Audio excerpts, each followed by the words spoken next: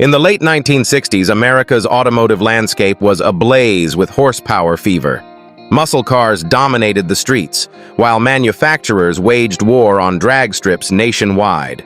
One company, determined to assert its dominance, had been pushing the limits of performance with each passing year. But in 1969, they were about to unveil a machine that would redefine factory muscle. Born from racing ambitions and forged in the fires of competition, this rare beast was more than just another high-performance variant. Its heart, an all-aluminum big-block V8, was a technological marvel, a race engine barely tamed for the street. With a power-to-weight ratio that could embarrass exotic sports cars, this GM creation was poised to leave its mark on automotive history. Some would call it the ultimate expression of the muscle car era, others a thinly veiled race car with license plates. This is the story of a legend that still captivates enthusiasts today, the 1969 Chevrolet Camaro ZL1.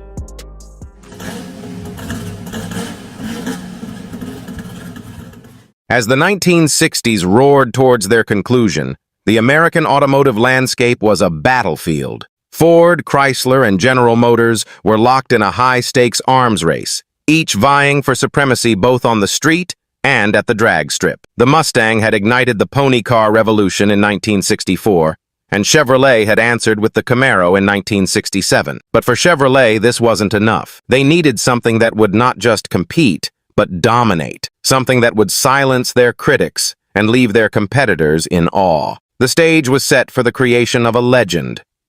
In the late 1960s, Chevrolet's racing division was pushing the boundaries of engine technology. They had developed an all-aluminum version of their fearsome 427 cubic-inch big-block V8 for Can-Am racing. This engine, dubbed the ZL1, was a marvel of engineering, as powerful as its iron block counterpart, but significantly lighter. Vince Piggins, Chevrolet's performance guru, saw an opportunity. What if they could put this race-bred engine into a street car? The result would be unlike anything else on the road. Using Chevrolet's central office production order COPO system, typically reserved for fleet vehicles, Piggins found a way to bypass corporate restrictions on engine sizes for smaller cars.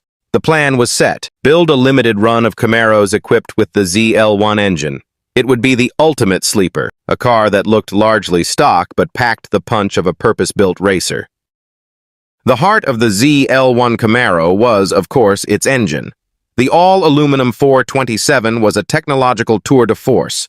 Officially rated at 430 horsepower, insiders knew the real figure was north of 500. The engine featured a forged steel crankshaft, forged aluminum pistons, and a solid lifter camshaft. Its 12.51 compression ratio was astronomical for a street engine, demanding only the highest octane fuel. But the ZL1 wasn't just about raw power. The aluminum construction made it about 100 pounds lighter than the iron block 427, improving the car's weight distribution and handling. This wasn't just a straight-line monster.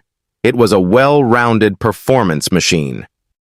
While the ZL1 engine was the star, the rest of the car was built to match. The COPO Camaro came equipped with heavy-duty suspension components, larger front disc brakes, and a posit-traction rear end with 4.1 gears. Buyers could choose between a turbo Hydromatic 400 automatic transmission or a Muncie M22 Rock Crusher 4-speed manual. Externally, the ZL1 was a study in understatement. There were no flashy badges or stripes to announce its potency. It was the ultimate sleeper, capable of embarrassing exotic sports cars while looking like a standard Camaro.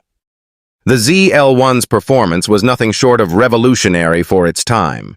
In an era when 15-second quarter miles were considered quick for a production car, the ZL1 could blast through in the low 13-second range, with some dipping into the high 12 seconds. Its top speed was estimated at over 150 miles per hour, supercar territory for 1969. But numbers only tell part of the story. The ZL1 was a visceral experience.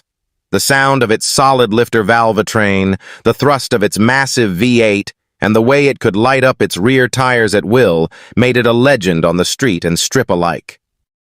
The ZL1 Camaro was never meant for mass production. Initially, only 50 were planned, though demand eventually pushed that number to 69. The low production numbers were partly due to the car's staggering price tag. At $7,200, it cost more than twice as much as a standard Camaro, and was even more expensive than a Corvette. This astronomical price meant that many of the ZL1s went straight to racers who could justify the cost with potential winnings. It also ensured that the ZL1 would remain one of the rarest and most sought-after muscle cars ever produced.